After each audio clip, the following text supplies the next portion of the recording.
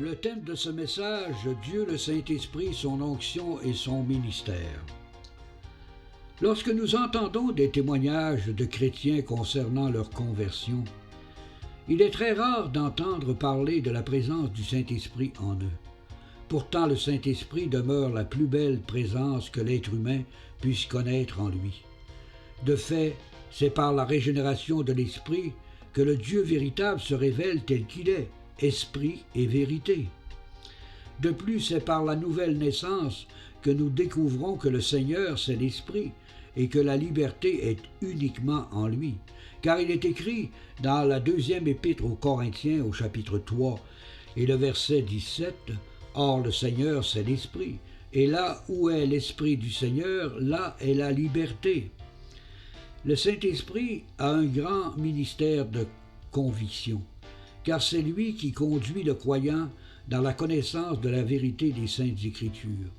Le Seigneur a d'ailleurs confirmé ce fait dans l'Évangile de Jean au chapitre 16 et le verset 13, en disant « Quand le Consolateur sera venu, l'Esprit de vérité, il vous conduira dans toute la vérité, car il ne parlera pas de lui-même, mais il dira tout ce qu'il aura entendu et il vous annoncera les choses à venir. » Par l'onction du Saint-Esprit, le croyant, qui est appelé à la vie éternelle en Jésus-Christ, il peut comprendre les trois faits capitaux de l'Évangile pour le salut des âmes perdues.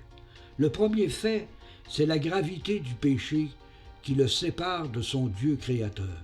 Selon Romains, chapitre 3 et le verset 23, il est écrit « Car tous ont péché et sont privés de la gloire de Dieu ».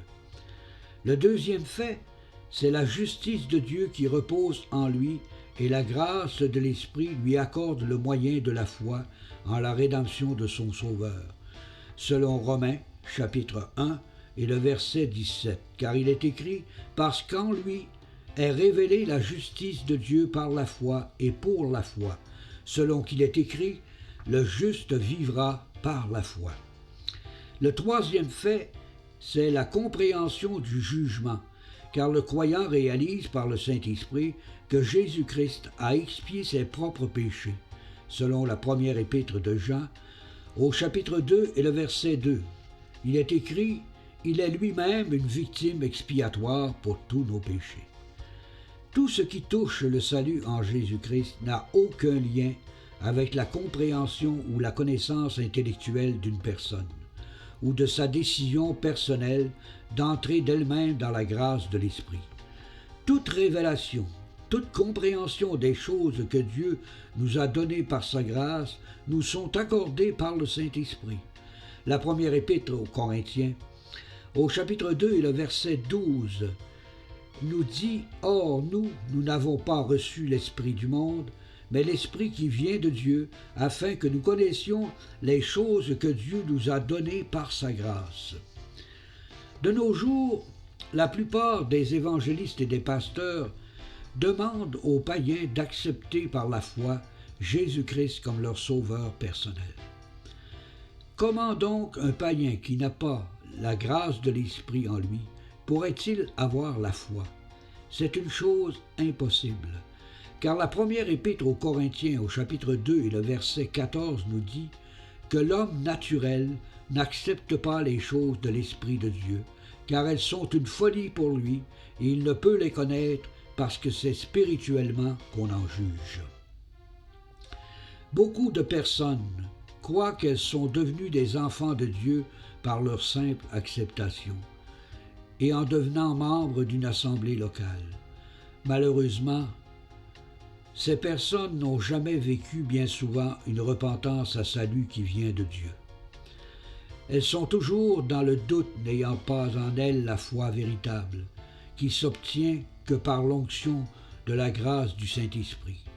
Il ne faut pas se surprendre que ces personnes ne parlent jamais du Saint-Esprit dans leurs témoignages concernant leur conversion. J'aimerais vous parler maintenant d'une fausse conception biblique qui est entrée dans le cœur de plusieurs croyants concernant l'adoration de notre Dieu. J'ai entendu un jour un prédicateur enseigner la doctrine de l'adoration. Dans son enseignement, il déclarait que nous ne devions pas adorer le Saint-Esprit, mais que nous devions uniquement adorer le Christ à la croix. Une telle affirmation de la part de cet homme nous prouve que celui-ci ne comprenait pas les Saintes Écritures selon l'esprit de la grâce. De fait, son enseignement était basé sur sa connaissance intellectuelle et sur ses propres réflexions humaines. Le plus dangereux dans cette histoire, c'est que cet homme était reconnu comme étant un grand homme de Dieu et un bon prédicateur, ayant écrit de nombreux livres. Cette brève histoire que je vous ai racontée s'est passée au début des années 90, et 20 ans plus tard, beaucoup de chrétiens ont encore cette fausse conception biblique à leur esprit concernant l'adoration de notre Dieu. Sachez une chose, vous qui écoutez ce message, que nous ne pouvons pas séparer la Trinité de Dieu en ce qui concerne son adoration. Enseigner à notre prochain que nous ne devons pas adorer le Saint-Esprit, c'est de vouloir dire aussi que nous ne devons pas adorer Jésus-Christ. Car il est écrit dans la deuxième épître aux Corinthiens, au chapitre 3 et les versets 16 et 17, « Mais lorsque les cœurs se convertissent au Seigneur, le voile est ôté. Or le Seigneur, c'est l'Esprit, et là où est l'Esprit du Seigneur, là est la liberté. » Si le Seigneur, c'est aussi l'Esprit, comment pouvons-nous affirmer que nous ne devons pas adorer l'Esprit? Une telle affirmation est illogique et à la fois ridicule, surtout lorsqu'elle sort de la bouche d'un prédicateur évangélique qui se réclame depuis des années pour Jésus-Christ. Il faut garder à notre esprit les paroles du Christ concernant l'adoration de Dieu dans l'Évangile de Jean, au chapitre 4 et le verset 24. Il est écrit « Dieu est esprit et il faut que ceux qui l'adorent l'adorent en esprit et en vérité ». C'est un fait que personne ne peut nier. Dieu est esprit. Et si les croyants reconnaissent qu'il est aussi trinitaire, soit Père, Fils et Esprit, il est normal de penser que lorsqu'on adore notre Dieu, nous adorons de ce fait le Père, le Fils et le Saint-Esprit.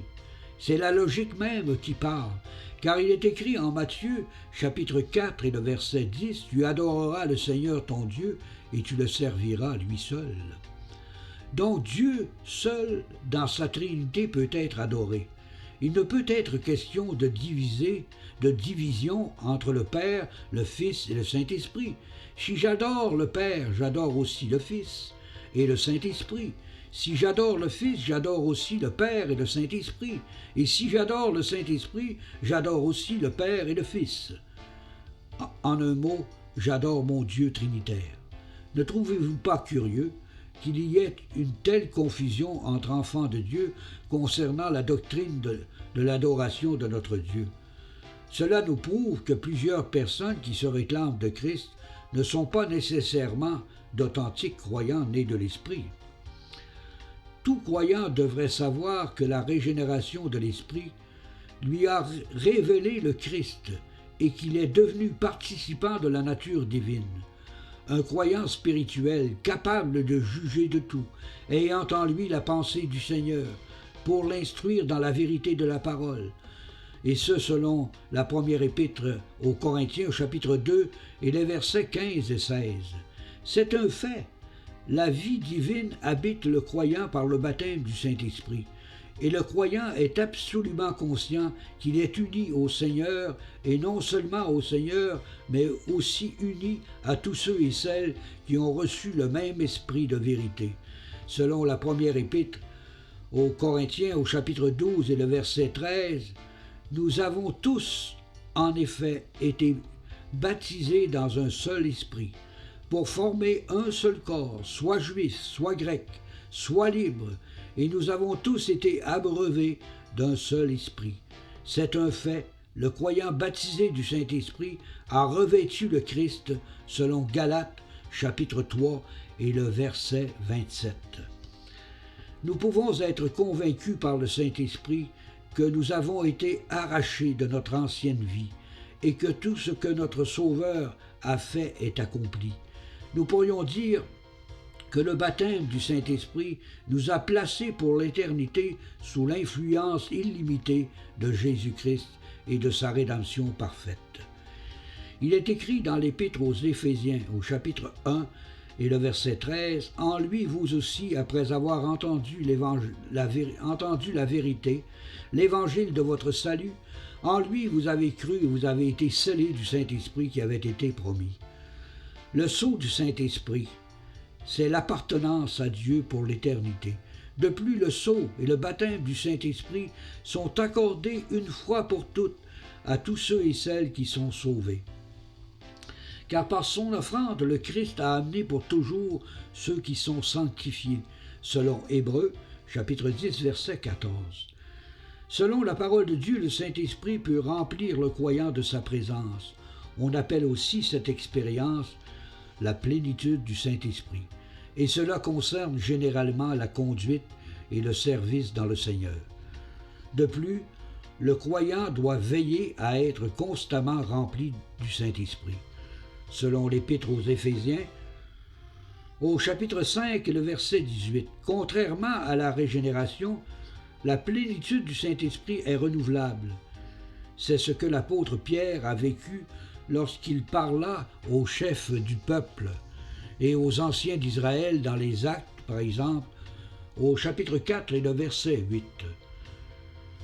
Être rempli du Saint-Esprit, c'est un état dans lequel l'Esprit peut accomplir son œuvre et nous faire servir le Seigneur avec une pleine assurance. Nous avons un bel exemple. Dans les Actes des Apôtres, au chapitre 4 et le verset 31, il est écrit « Quand ils eurent prié, le lieu où ils étaient assemblés trembla. Ils furent tous remplis du Saint-Esprit et ils annonçaient la parole de Dieu avec assurance. » Dans ce passage, nous constatons que le Saint-Esprit a pris complètement possession des croyants, en plus de leur donner de l'assurance dans la présentation de la parole de Dieu. Nous pourrions dire que ces croyants étaient devenus de vrais serviteurs, de vrais chrétiens dans le vrai sens du mot. Ce n'est pas tous les chrétiens qui vivent dans la plénitude du Saint-Esprit, et nous en sommes tous témoins, car plusieurs se contentent d'aller à leur assemblée locale le dimanche, et le reste de la semaine, ils vivent à la manière du monde des païens. Bien plus encore, plusieurs attristent le Saint-Esprit en commettant péché par-dessus péché et repentance par-dessus repentance.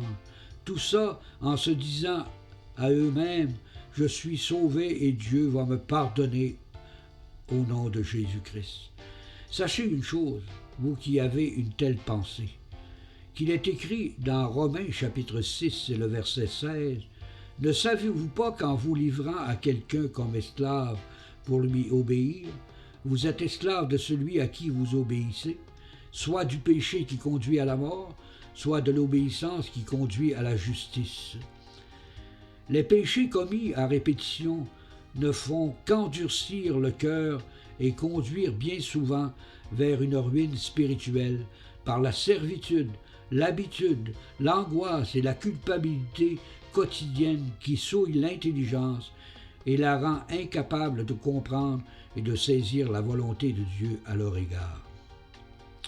Voilà le triste portrait de ceux qui ont abandonné la vérité pour obéir à leur impulsion charnelle. Ces chrétiens charnels sont souvent attirés vers des livres supposément bibliques, d'auteurs humains bourrés d'erreurs et d'enseignements traditionnels n'ayant aucun fondement scripturaire. Ces chrétiens croient pouvoir trouver dans ces livres des idées qui ressembleraient à leurs pensées tortueuses et charnelles. Ainsi, ils auraient l'impression de ne pas être seuls à vivre dans cette position malheureuse de culpabilité. J'ai même entendu un jour un chrétien charnel qui se réclamait de Christ me dire que le fait de rechercher le fruit de l'esprit de Galates chapitre 5 verset 22, que cela était de l'orgueil. Comment pourrait-on croire qu'une telle personne puisse être née de l'esprit et qui est inconsciente au point de refuser de croire en son cœur que le fruit de l'esprit trace un portrait réel des vertus de Jésus-Christ? Après plus de 36 ans dans le Seigneur, je n'ai jamais vécu une période où tant de croyants sont mélangés en leur esprit concernant les vérités absolues des Saintes Écritures. La raison de cette situation ténébreuse vient du fait que plusieurs loups cruels se sont infiltrés à la tête de certaines assemblées locales, et ils ont amené avec eux de fausses conceptions bibliques issues des écrits des hommes. C'est ainsi que de véritables chrétiens nés de l'Esprit se sont laissés entraîner dans de nombreuses déviations bibliques. C'est ainsi que beaucoup de chrétiens vivent malheureusement dans la culpabilité, des déviations bibliques, et leur croissance spirituelle a été freinée par des pensées humaines n'ayant pas en eux et en elles l'esprit de vérité. Pour certains croyants, l'avertissement de l'apôtre Paul dans les Actes au chapitre 20 ne semble pas être pour eux et pour leur assemblée locale. Ils s'imaginent toujours que leurs dirigeants spirituels sont parfaits dans leur conduite et leurs enseignements.